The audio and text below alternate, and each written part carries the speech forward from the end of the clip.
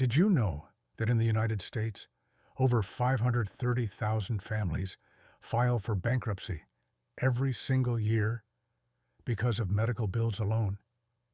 And did you know that nearly 1 in 3 Americans lives just one unexpected expense away from losing everything? But what if I told you that sometimes the people life hits the hardest are the very same people destiny chooses for something extraordinary? This isn't a news headline. This isn't a statistic from a government report. This is the kind of story you'd hear from a friend, late at night, softly, quietly, and almost unbelievable. A story about a woman who had every reason to give up. A woman who worked in silence, suffered in silence, until a single phone call shattered the life she thought she knew, and opened the door to a secret world she never imagined she'd be part of. A world filled with hidden fortunes. A world built on lies, power, and long-buried truths. A world where the wrong discovery can get you followed, threatened, or erased. Why her? Why now? And what was waiting for her on the other side of that inheritance?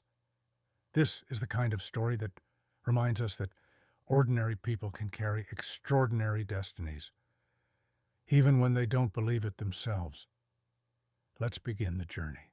Most people will never truly understand what it feels like to wake up every day and wonder which part of your life will fall apart next. But for Marissa Hale, this feeling wasn't occasional. It was the quiet rhythm her life had followed for years. Marissa wasn't always the woman juggling 3 jobs and barely sleeping.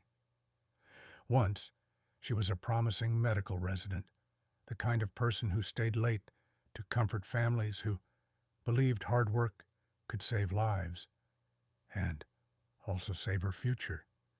But the world doesn't always reward the people who give the most. A malpractice accusation, one she didn't commit, was enough to strip her license, her reputation, and her ability to keep the career she'd sacrificed a decade to build. When her husband collapsed under the weight of debt and despair, leaving behind $380,000 in loans and a silence no one in the family could explain, Marissa suddenly became the only anchor left for her 9-year-old son, Ethan. And anchors, no matter how steady, can drown too. Every month felt like a battlefield. The rising rent notices, the medical bills for Ethan's chronic asthma, the student loan reminders that arrived like clockwork. Sometimes she'd check her bank account and see $14.27 and wonder how a country as rich as America could make surviving feel like an extreme sport. She worked nights at a long-term care facility, mornings as a private caregiver, weekends delivering groceries to neighborhoods she could never afford to live in. And through all of it, she carried a quiet, unspoken fear, the fear that one bad shift, one unexpected bill, one crisis too many, would push her and her son into the statistic she was terrified to join, the 600,000 Americans who become homeless each year. It wasn't just the fatigue. It wasn't just the debt. It was the shame of feeling like she had done everything right and still lost everything that mattered. And yet, in the middle of the exhaustion, there were moments, tiny, fragile moments, when she'd look at Ethan sleeping on the couch because the apartment was too small for 2 beds. And she'd whisper to herself, "Just one more day. We just need to make it through one more day." But something was changing. Not in her life. Her life was still chaos, but in the way the world had begun to close in around her. Strange letters from the bank. A landlord who suddenly wouldn't return her calls. And then, the moment that would shift the ground beneath her feet. A phone call. A voice she didn't recognize, a message she didn't expect, the kind of message that makes you stop breathing for a second, because you just know, your life is about to split into before and after, and that moment is where our real story begins. When the phone rang that morning, Marissa almost didn't answer. She was running late for her shift. Ethan was coughing again, and the last thing she needed was another reminder from a debt collector pretending to sound friendly. But something in her, a quiet intuition built from years of surviving, told her to pick up. "Ms. Hale, this is the Kincaid and Rowley Law Group. We need to speak with you regarding the estate of Eleanor Kincaid." For a moment, she thought they had the wrong number. The name meant nothing to her. No relatives named Eleanor. No wealthy branches in her family tree. Just generations of people who worked hard, lived modestly, and hoped life wouldn't hit them too hard. But the voice on the phone continued, calm and official, as if reading from a script meant for someone else's life. Eleanor Kincaid, a woman Marissa had never met, had passed away. And for reasons not explained over the phone, Marissa was listed as the sole heir to her estate. Not a sentimental keepsake, not a savings account with a few $1,000s, a 21-room estate in rural Vermont, a property valued at $9.8 million. It felt absurd. It felt impossible. It felt like the kind of story you only hear in those late-night documentaries where the narrator whispers, "But what happened next would change her life forever." Marissa sat on the edge of her bed, the peeling paint behind her, the hum of the broken heater filling the small apartment. And the contrast hit her so hard, she almost laughed. How could someone who couldn't afford a new pair of scrubs suddenly inherit a mansion? How could someone who bought generic cereal to save $1.20 now own land that stretched beyond what she could picture? And beneath the disbelief, something else stirred. Fear. Because in America, sudden wealth isn't just a blessing. It's a spotlight. It's a target. It's a doorway that often leads somewhere much darker than people expect. Still, the law firm insisted she come in person. They needed signatures, verification, a formal introduction to the conditions of the estate. That phrase stayed with her. Conditions of the estate. As if this inheritance came with strings, maybe ropes, maybe chains. But what choice did she have? People like her didn't get second chances unless they were handed from somewhere unexpected. And even if it was a mistake, even if it was a cruel joke, even if it was something she didn't yet understand, she had to go. The next week, she boarded a bus because flights were too expensive, and traveled 11 hours through winter roads to a town she had never visited, to meet lawyers she had never heard of, about a woman she had never known. When she arrived, the receptionist greeted her with a softness she wasn't used to. People usually treated her like she was in the way, another tired soul trying to make it through the day. But here they spoke her name with an odd mixture of respect and something else, almost like they were waiting for her.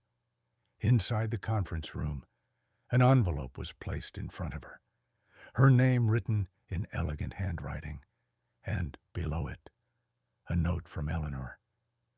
"I chose you because you have nothing left to lose and everything left to save." A chill ran down Marissa's spine. How could this woman, a stranger, know anything about her life? Why had she chosen Marissa out of all the people in the world?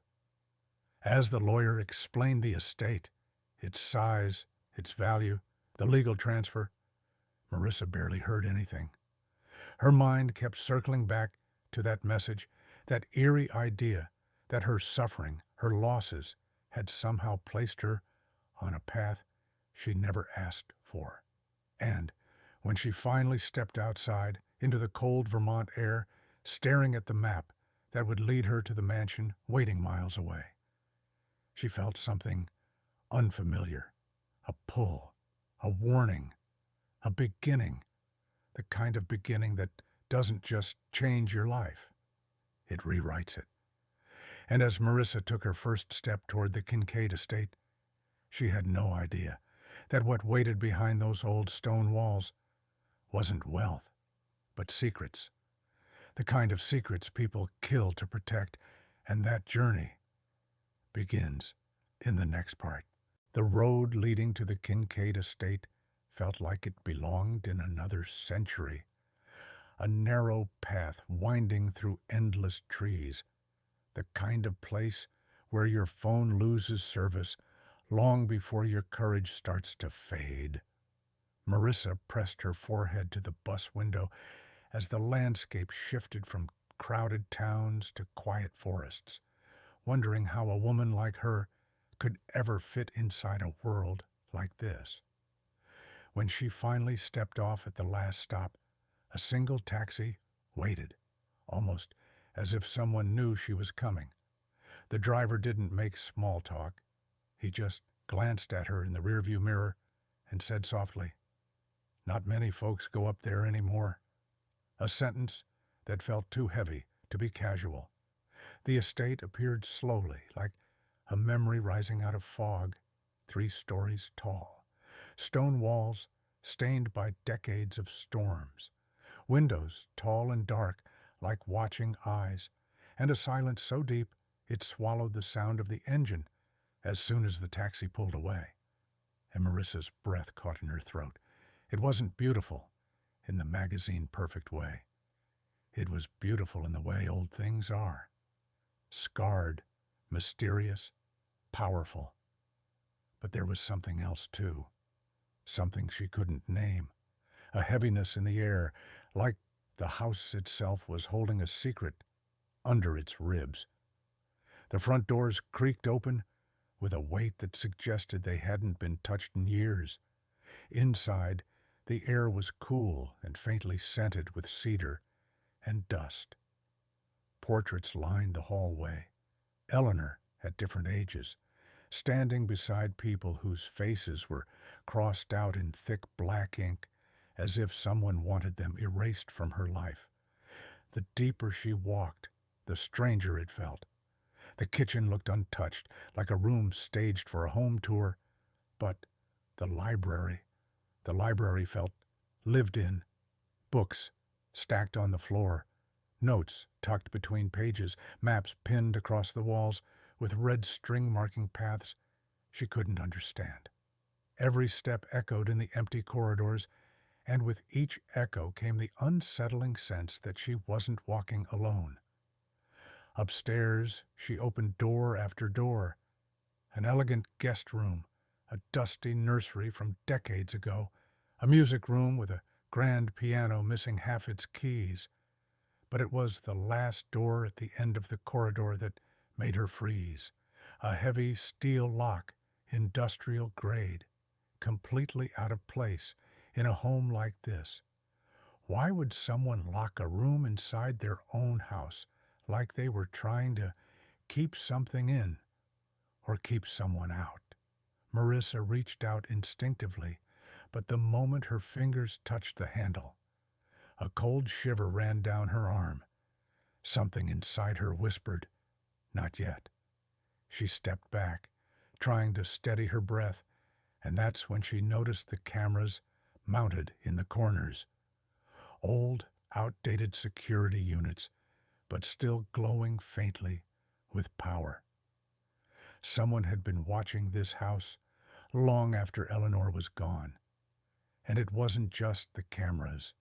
There were wires running along the baseboards, cut in some places, reconnected in others, as if someone had tampered with them recently.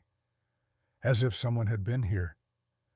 By the time the sun began to set, long shadows stretched across the marble floor, and the silence grew thicker, more alive. The mansion felt less like a home and more like a vault, one built to store memories, mistakes, and maybe even danger. And as Marissa wandered through the dim hallways, trying to map the maze inside her mind, she began to sense that Eleanor hadn't chosen her by chance, that this estate was not a gift, but a message, a challenge, a door to a truth buried deep under decades of fear and secrecy. And somewhere inside this house, behind a locked room, inside a forgotten drawer, tucked behind those crossed-out faces, was the first real clue, the clue she would discover in the next part of this story. Marissa discovered the first journal by accident. It was tucked behind a loose panel in the study, wrapped in an old silk scarf and sealed with tape that had yellowed with age. The cover was cracked, the pages slightly warped, as if someone had held it too tightly, or cried over it once, or maybe many times, and written on the first page, in handwriting that looked elegant but exhausted, were 4 words that made Marissa's breath stop. If you found this, run. But she didn't run. She sat down on the cold hardwood floor, opened the journal, and stepped into a world Eleanor had never shared with anyone. The first entries were simple. A young Eleanor writing about her rise as a real estate investor in the late 1970s, her early partnerships with developers and politicians, her fascination with how people in power behaved behind closed doors. But slowly, almost like a whisper turning into a scream, the tone shifted. Names appeared, real, recognizable names. A senator from New York, a banking CEO from Boston, a defense contractor from Virginia, and men whose faces had once graced magazine covers, men who made decisions that shaped cities and economies. And beside each name, Eleanor wrote notes that didn't read like business observations, but like confessions from a world most people never see, deals conducted at midnight, payments disguised as charity, land transfers that erased entire neighborhoods, quiet threats made in the back of hotel kitchens. It was corruption woven into the bones of the country, not loud, not cinematic, but the slow, relentless kind that eats away at truth until truth barely recognizes itself. One entry described a project called Helix, a data model Eleanor had helped design, an early form of predictive analytics that mapped financial patterns and political behavior.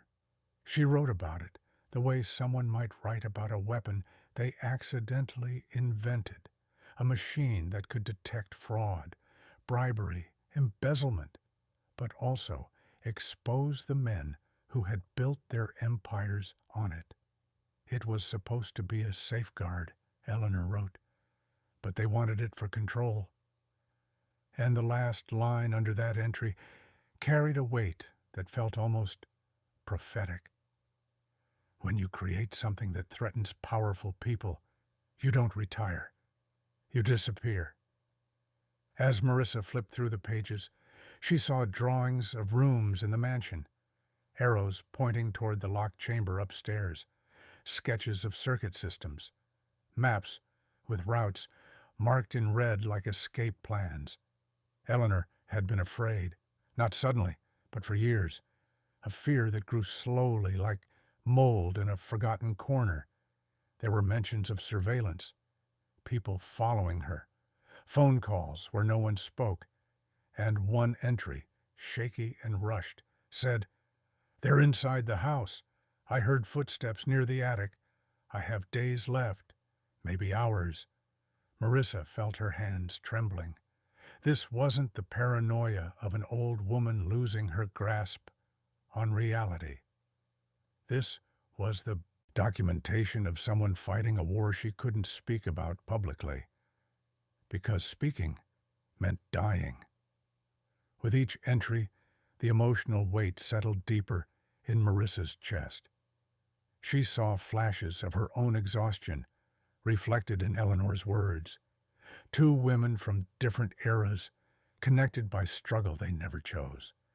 And for the first time, she understood why Eleanor had chosen her.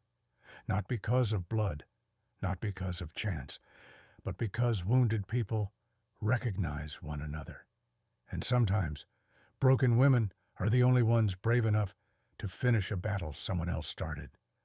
But the journals held more than memories.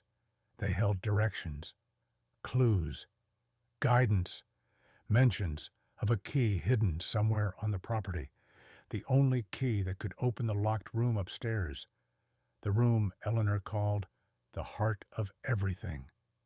And as Marissa closed the final journal, her heart racing, she realized she wasn't just inheriting a house. She was inheriting a war. A silent war that didn't end when Eleanor died, but waited patiently for someone else to step into the fight.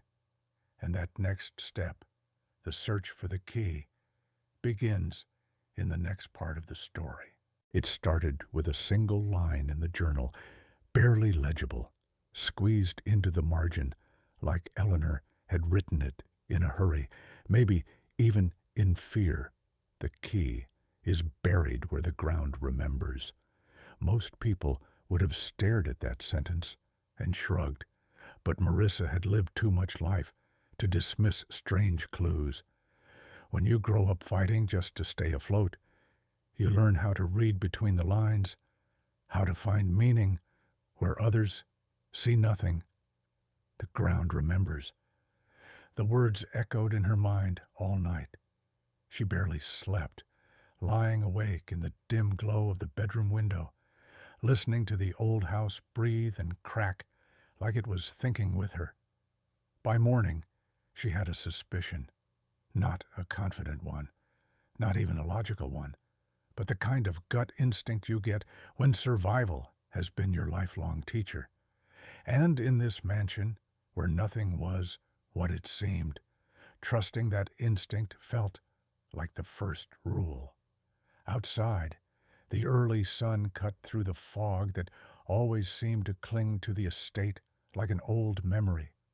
Marissa walked along the edge of the property, passing the dying rose bushes, the uneven stone path, and the overgrown hedges that hid more secrets than flowers. Then she reached it, the oldest oak tree on the land, massive and gnarled, roots twisting like veins beneath the earth. It wasn't beautiful. It looked weathered and tired, a giant that had seen too much. And maybe that was exactly the point. This was the place where the ground remembered. She knelt beside the roots, her fingers trembling not from fear, but from the strange sense that she was moments away from something Eleanor had desperately hoped this someone, would find. Marissa dug with her bare hands at first, then with a small gardening spade she found in the shed. Minutes passed. Her nails collected dirt. Sweat gathered along her spine. But then, a thud. Metal hitting metal. A small rusted box emerged from the soil, its surface corroded from time, its edges softened by decades underground. Marissa felt her heartbeat shift, the same way it had the day she realized she couldn't save her mother from addiction, or the night she held Lily during a fever with no money to take her to a doctor. Moments when something in her life split open, revealing a new path, whether she wanted it or not. She carried the box inside. Her hands shook more now, shook like she was holding a truth that might burn her if she opened it too quickly. The latch resisted at first, but then snapped loose. Inside, wrapped in waxed cloth that still smelled faintly of cedar, was a heavy brass key, hand-forged, old enough to belong to another century. Its teeth were jagged, its head carved with an ornate symbol. a spiral folding into itself. It wasn't a house key. It wasn't for a door she had seen. It was the kind of key that opened something designed to stay closed. She turned the key over in her hand, studying its weight. It wasn't just a clue. It was an invitation. Or maybe a warning.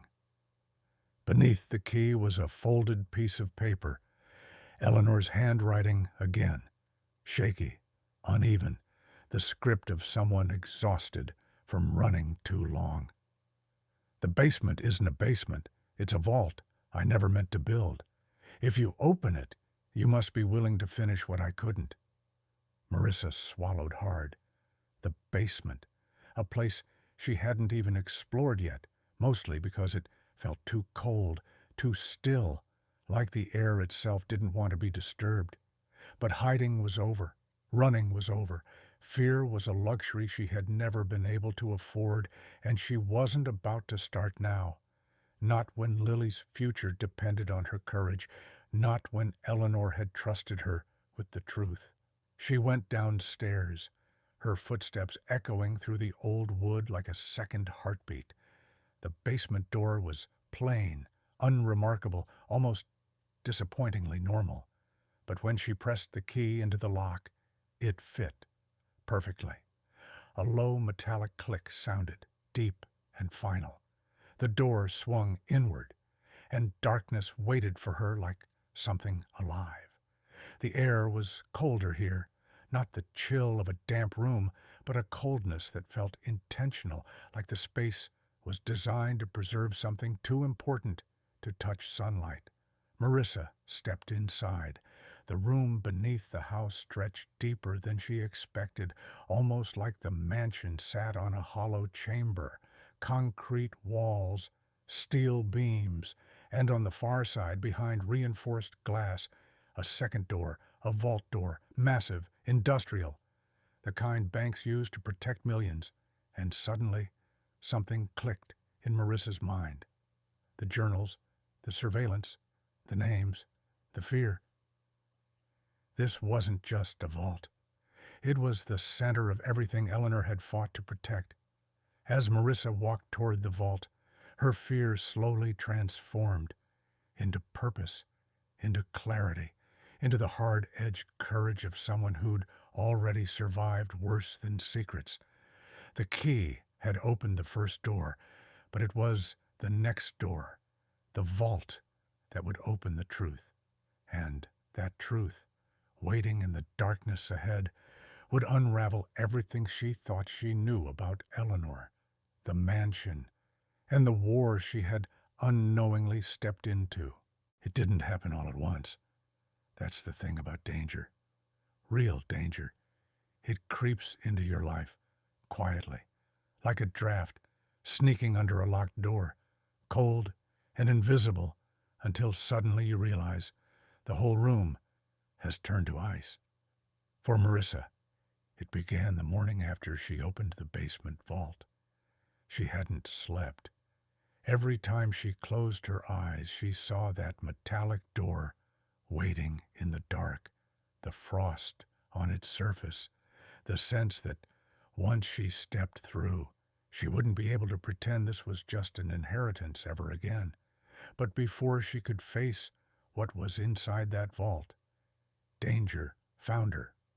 The first sign was small, a black SUV idling at the end of the driveway, engine humming, windows tinted so dark she couldn't see inside. It didn't move when she stepped outside. It didn't drive away when she walked toward it. It just sat there, observing, a silent threat, wrapped in chrome. By noon, it had been replaced by a different vehicle, a Navy sedan this time. No license plates, no dust on the tires, like it hadn't been driven far. Someone was watching her, and they weren't even trying to hide it anymore. Fear is a strange thing. It doesn't always rush in like a tidal wave. Sometimes it tiptoes in slowly, sits down beside you, and whispers, "You're not safe anymore." Later that afternoon, when Marissa went to pick up Lily from school, the principal pulled her aside. A man claiming to be extended family had asked to see Lily. He didn't have documents. He didn't give a name. He'd only said one sentence before leaving. "Tell her mother, time is running out." Marissa's hands shook as she buckled Lily into the back seat. She kept checking the rearview mirror during the entire drive home, every car suddenly suspicious, every headlight a warning. But she didn't tell her daughter. She couldn't let the fear spill onto a child who still believed birthdays and fireflies were the biggest things in the world. That night, after she put Lily to bed, her phone buzzed with a message from an unknown number. No greeting, no threats, just a photo. Her house, taken from the woods less than an hour earlier. Then another photo, Lily's school, taken from across the street. And finally, a message. "You're holding something that doesn't belong to you." Marissa's throat tightened. Her palms went cold. Her heart kept beating, but everything else inside her seemed to freeze. For most of her life, she had been threatened by eviction notices, by final warnings, by men with power over her job or her bank account. But this was different. This was the kind of threat people didn't survive if they handled it wrong. Yet instead of collapsing into fear, something else rose in her. Anger. A raw electric anger that felt almost like clarity. These men, whoever they were, had spent decades hurting people like Eleanor. People who tried to expose them. People who got too close. People who weren't supposed to matter. And now they thought they could scare her into walking away. They didn't understand who they were dealing with. Marissa wasn't wealthy. She wasn't powerful. She didn't have political connections or security teams or lawyers on standby. But she had something the predators circling her never counted on. She had been prey her whole life, which meant she knew exactly how predators behaved. And she knew how to survive them. The next morning, danger escalated.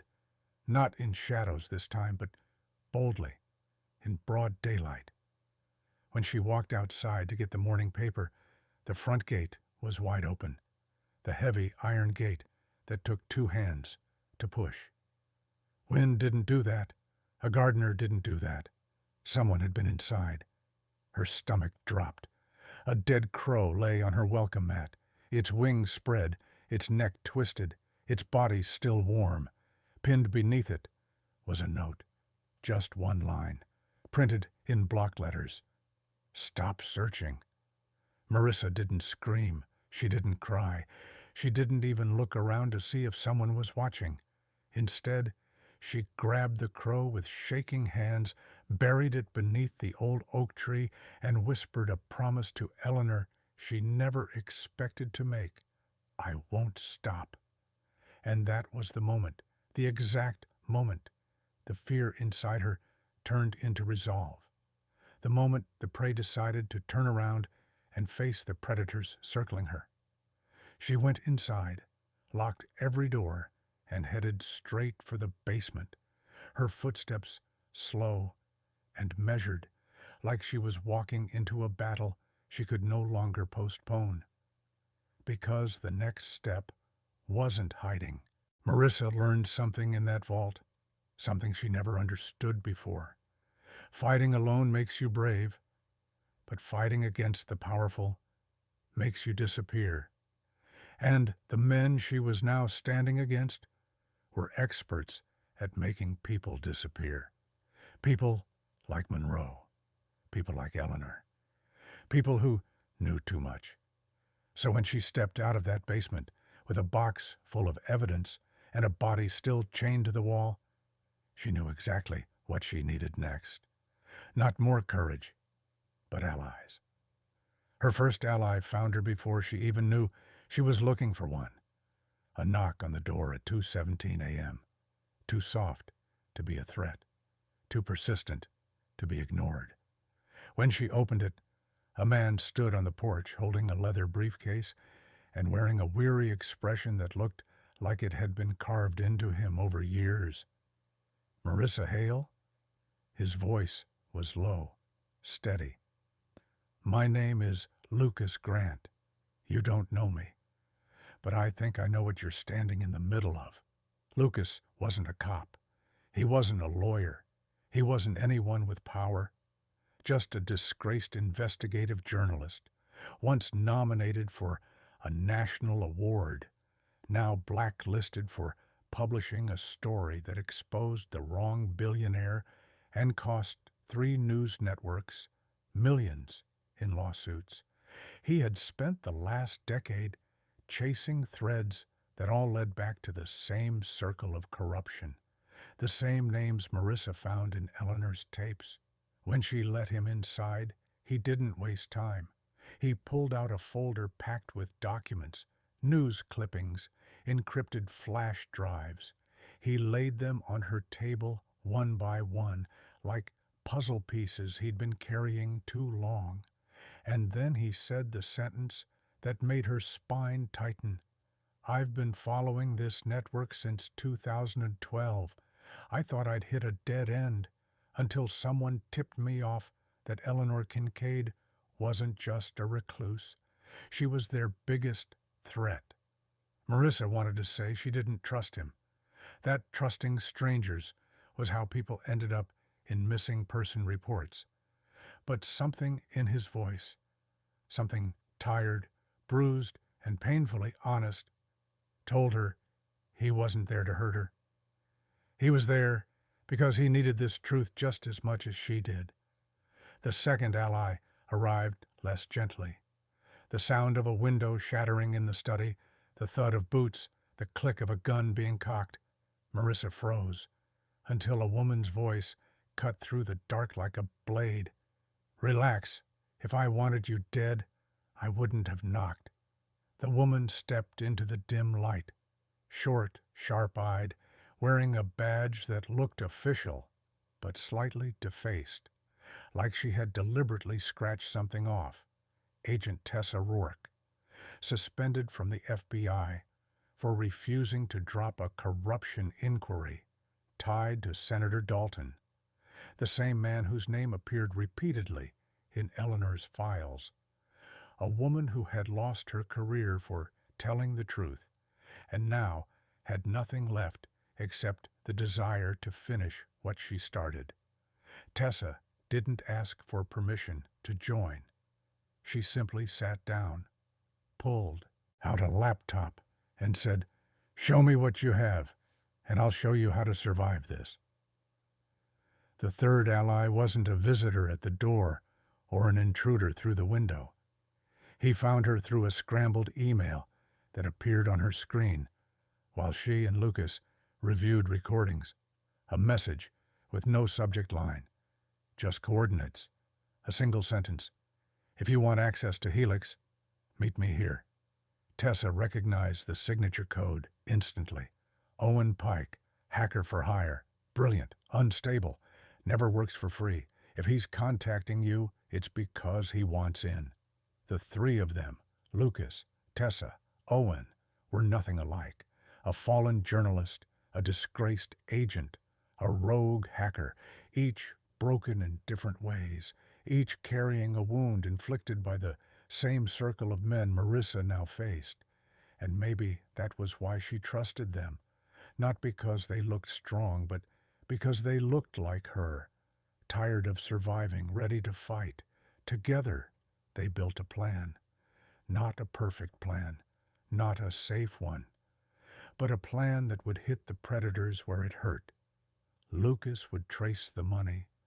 Tessa would prepare the legal routes and identify which factions inside the Bureau were compromised.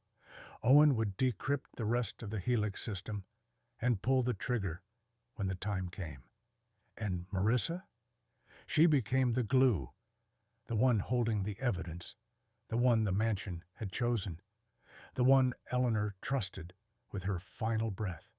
the one who would decide when this truth would finally come to light. As they worked late into the night, the air inside the mansion changed. It was no longer the silence of fear. It was the electricity of people who had been pushed too far, sitting around a table, building the storm no one expected. The predators were circling, tightening their grip, growing bolder every hour. But for the first time, Marissa wasn't afraid, because now she wasn't the hunted woman in a lonely mansion. She wasn't the single mother drowning in debt. She wasn't the accidental heir. She was the center of a resistance, forming quietly in the shadows. A resistance made up of people who had lost everything and therefore had nothing left to fear. And when people like that unite, they don't just fight back. They burn down the walls built to keep them powerless. For weeks, Marissa had been preparing for the storm, but nothing, not the threats, not the cars lurking on the road, not the warnings whispered through blocked numbers, prepared her for the moment the predators stopped circling and finally attacked. It began with the power going out, not a flicker, not a surge, a full blackout. Every light inside the mansion died at the same time. The hum of the old furnace went silent, and the house, already too quiet, fell into a darkness so heavy it felt deliberate, engineered. Tessa reached for her gun, immediately. Lucas pulled Lily into the corner and whispered, "It's okay," even though his voice shook. But Marissa didn't move. She felt it, that shift in the air, that sudden pressure, like the world around her had inhaled and stopped breathing. Then the cameras outside the mansion lit up, one by one, flooding the windows with a cold, artificial glow. Someone had rerouted the power. Someone was controlling her home from the outside. Owen's laptop beeped. A red warning flashed across the screen. Signal breach, external override detected. He cursed under his breath. Someone's inside your network, high-level access. This is government grade, military grade. His voice cracked. They're not just coming, they're already here. The first hit wasn't physical. It was psychological. A breaking news alert appeared on every device with battery left. Phones, tablets, even the old radio in the hallway came alive with static. A reporter's voice cut through the mansion. Sources inside the Justice Department confirmed that Marissa Hale is under investigation for financial fraud, possession of illegal assets, and suspected involvement in the disappearance of a federal witness. A photo of Marissa flashed on screen, her driver's license picture, pale and exhausted, taken during the worst year of her life. It wasn't just an accusation. It was a public execution of her reputation. The predators weren't waiting for courts or lawyers. They were going to erase her the way they erased everyone else, by burying her under lies so heavy no one would even question her disappearance. Lucas grabbed her shoulders, eyes wide. They're building a case. They're manufacturing your downfall in real time. This is how they kill you, without touching you. But the second hit was physical. A window shattered upstairs, then another. Footsteps on the roof. A door slammed somewhere in the west wing. The mansion wasn't just under surveillance anymore. It was under siege. Tessa shouted orders, short, sharp, military precise. "Downstairs! Everyone downstairs! We secure the vault room. They can't get the evidence before we go public." Her voice carried the urgency of someone who had lived this nightmare before. Marissa scooped Lily into her arms as the footsteps grew louder, closer, more coordinated. This wasn't panic. This wasn't amateurs. These were trained men. Men who knew the layout of the mansion better than they should have. Men who weren't coming to steal gold, but to silence truth. As they moved toward the basement stairs, a bullet tore through the hallway wall, splintering the frame inches from Lucas's head. The gunshot echoed through the house like a crack in reality. Lily screamed. Tessa fired back. Owen dragged furniture across the floor to block the corridor. And in the midst of the chaos, Marissa felt something she hadn't felt since the night she held Lily in her arms during a medical emergency with no money, no help, no one to call. That deep, primal determination that rises only when everything you love is at stake. They reached the vault door just as boots pounded down the main staircase. Tessa slammed the steel panel shut, sealed the lock, and shoved a heavy crate in front of it. Inside the vault, the air was cold and claustrophobic. Papers rustled as Lucas stuffed recordings into a go bag. Owen frantically connected wires, bypassing encrypted layers so they could broadcast the files remotely. Then, a boom. The entire vault shook. Dust rained from the ceiling. They were using explosives. "They're going to breach," Tessa said, loading another magazine. "This is your last chance to walk away, Marissa. We can finish this without you." But for the first time, Marissa didn't feel like the misfit woman who inherited a house she didn't deserve. She didn't feel like the single mother who had been trying to outrun the world. She felt like someone Eleanor had seen long before Marissa ever knew her name. Someone chosen for a reason.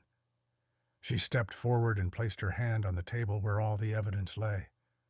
"No," she said quietly. "If I run now, I become exactly what they expect, and I am done being predictable." Her voice didn't shake. Not once. The pounding on the other side of the vault grew louder. The hinges groaned. A crack appeared along the frame. Owen looked up, panic in his voice. "We're out of time." Lucas pressed the final button on the broadcast. Lights flashed across the screens, uploading files, audio clips, financial trails. It wasn't enough to expose everything, but enough to make running impossible for the men outside. And when the vault door finally blew inward with a deafening roar, filling the room with smoke and shards of concrete, Marissa didn't scream. She didn't hide. She stood tall. Because for the first time in her life, she wasn't prey. She was the threat. The blast that tore the vault open should have been the end of everything. Concrete dust filled the air, alarms shrieked through the mansion, and men in tactical gear pushed through the smoke like shadows with guns. But they were too late. The truth, Eleanor's truth, had already slipped out of the darkness and into the world. Owen's final keystroke had launched a storm that no bullet, no politician, no billionaire could silence. Across the country, phones vibrated, screens lit up, encrypted files burst open on independent journalist networks, public transparency sites, and thousands of social media accounts, triggered by a chain of automated uploads. Audio clips played of backroom deals made in hotel basements. Documents revealed offshore accounts tied to senators, judges, CEOs, recorded threats between men who claimed to stand for justice. A digital floodlight shining into corners that had been dark for decades. And in that moment, the mansion and everyone trapped inside it became irrelevant, because the truth had found a larger stage, the American public. The first reaction came fast. News alerts fired across major networks, Anchors stumbled over their scripts, cutting into regular programming with breaking updates they hadn't rehearsed for. Viewers everywhere froze, hearing names they recognized, men who shaped laws, guided markets, and appeared on magazine covers, speaking openly, casually, sickeningly about crimes hidden behind charity foundations and political smiles. Meanwhile, inside the vault, the smoke cleared enough for Marissa to see the intruders fully. They didn't shout commands. They didn't offer arrests. They were here to clean up loose ends like her. Tessa aimed her weapon at the breach. Lucas shielded Lily behind him, and Owen clutched his laptop to his chest like a lifeline. But it was Marissa who stepped forward first, her voice steady, her fear burned away by something sharper. Certainty. "You can kill us," she said, her tone calm in a way that made the intruders hesitate. "But you can't kill what's already out there." One of the men paused, listening as static spilled out of the radio strapped to his vest. A frantic voice barked orders. "Stop the operation. Shut it down. It's global. It's everywhere." Everywhere. The words settled into the room like a verdict. Before they could retreat, before they could vanish into the same shadows they'd come from, the sound of helicopters filled the sky. Heavy rotors thundering above the mansion like judgment descending. Floodlights burst through the broken windows. Voices boomed, "Federal agents! Stand down! Stand down now!" But it wasn't Dalton's corrupted circle this time.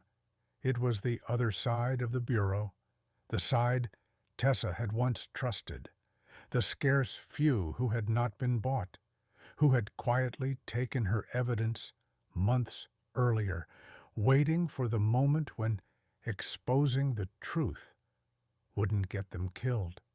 The intruders froze. Confusion flickered. Their chain of command had collapsed the moment the world saw the files. Moments later, agents stormed into the vault, ordering everyone to the ground. Marissa, Tessa, Lucas, Owen. But Tessa rose slowly, badge in hand, dirt smeared across her cheek. "You're late," she said, and the agent leading the team, someone she once trained with, looked at her with a nod that said, "We finally heard you." Outside, the mansion became a war zone of flashing lights, shouting officers, cuffed intruders, and evidence teams pouring through the halls. Ambulances, media vans, drones hovering, reporters shouting questions that the wind carried across the lawn. And standing in the middle of it all, wrapped in a blanket, Lily holding her hand, Marissa watched their lives change in real time. A senior official approached her, careful, respectful. "You're the woman who released the Kincaid files?" She didn't nod. She didn't speak. She simply looked at him, exhausted beyond words. The official softened his voice. "You just exposed the largest corruption network in modern U.S. history." For the first time, Marissa realized something she hadn't allowed herself to believe. She hadn't just survived the predators. She had outmaneuvered them. By dawn, Senator Dalton was in custody, dragged out of his vacation home in handcuffs, shouting into cameras that he was framed, that the tapes were fake. But the evidence was overwhelming, too loud, too detailed, too damning. Across the country, markets wavered, headlines exploded, lawyers scrambled, and people who had never cared about politics began asking questions. Messy questions. Necessary questions. And though the world didn't know her name yet, though most people didn't know who had lit the fuse, Marissa stood beside the broken gates of the mansion and felt something new settle inside her chest. Not fear, not triumph, but responsibility. Because releasing the truth was only the first strike, and rebuilding a world damaged by it, that was the next battle. In the days that followed, the world didn't calm down. It erupted. The Kincaid files spread faster than any breaking news cycle had prepared the country for. Congressional hearings launched overnight. Judges stepped aside under investigation. Entire financial institutions froze accounts tied to the offshore webs Eleanor had exposed. But while reporters stood in front of marble buildings shouting into microphones about the downfall of elites, Marissa Hale sat quietly on the steps of the mansion, watching the sunrise over land that still didn't feel like hers. Her face never appeared on the broadcasts, not by accident, but by choice. She wasn't a hero made for television. She wasn't the kind of woman who smiled for cameras or shaped narratives. She was just someone who refused to disappear, and sometimes that was enough to change everything. Walls like a reminder that innocence can survive even the darkest storms. Lucas began writing again, not for a network, but for himself, typing late into the night in the old library, surrounded by the ghosts of stories no one had dared publish. Tessa underwent reinstatement hearings, facing down the same bureaucracy that once buried her voice. But this time, they didn't have the power to silence her. And Owen, unpredictable and brilliant, disappeared again, going wherever people like him go when they've shaken the world and need a dark room to breathe in. But for Marissa, the aftermath wasn't victory.